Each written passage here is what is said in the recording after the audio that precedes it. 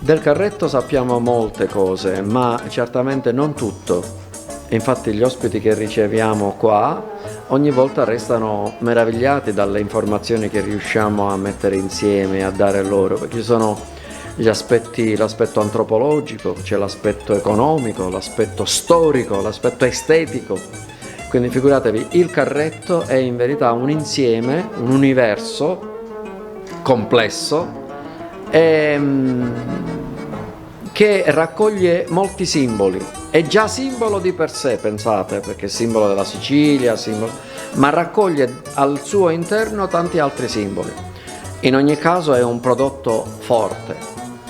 Questo prodotto lo hanno voluto i carrettieri.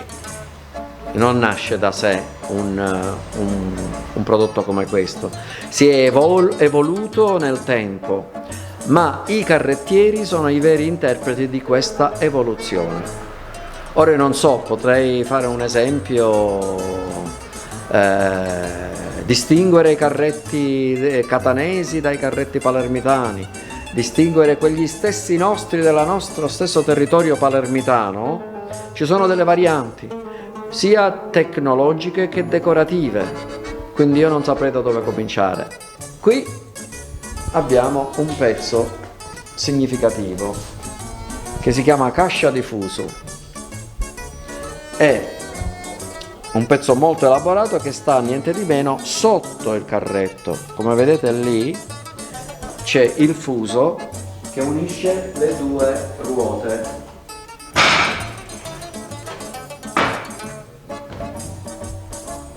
La ruota qua e una ruota là.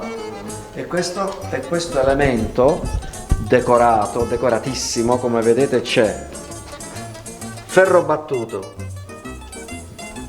scultura e pittura e poi assemblaggio da parte del carratore. Quindi questo è un elemento fortissimo che, guarda caso, normalmente quasi non si vede nel carretto, ma i carrettieri lo hanno voluto e hanno impegnato molte energie economiche e artistiche in questo elemento qua. Il moderno palermitano viene chiamato rabbischi, arabescato, perché questi motivi qua sono arabescati, quindi influenza della cultura araba, mentre quell'altro direi più, ci sono molti simboli, ma più di influenza medievale. Questo è lo stesso, sempre palermitano. Voi vi chiederete, ma è più semplice? È molto più semplice, la lavorazione è sempre quella, non è scolpito e la pittura è quasi a zero, ma per noi che abbiamo studiato antropologia questo elemento è molto significativo, proprio perché è più scarno. Uno si chiede che cosa succede, non avevano i soldi per farlo, non aveva la volontà. Viene chiamato questo elemento qui, prego di inquadrarlo di nuovo, viene chiamato l'elemento del carretto a patronale. Allora uno dice, come a patronale? Un pagione di che? Non è un pagione del carretto, ma è anche un pagione del feudo. Il padrone del feudo, quindi il burgese, il feudatario, che è già ricco, aveva 5, 8, 10, 3 carretti e aveva 3, 5, 8 carrettieri.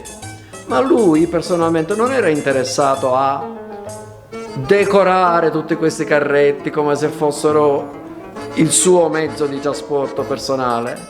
È il carrettiere che vuole quel tipo di decorazione, quel tipo di impegno economico, estetico, il carrettiere che ci lavora tutti i giorni.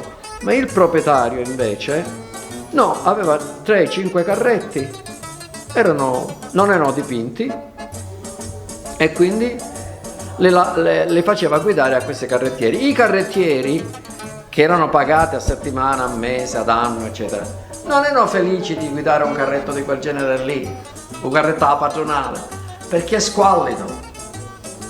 Quindi quando poi si sarebbero messi in proprio avrebbero sfogato tutte le loro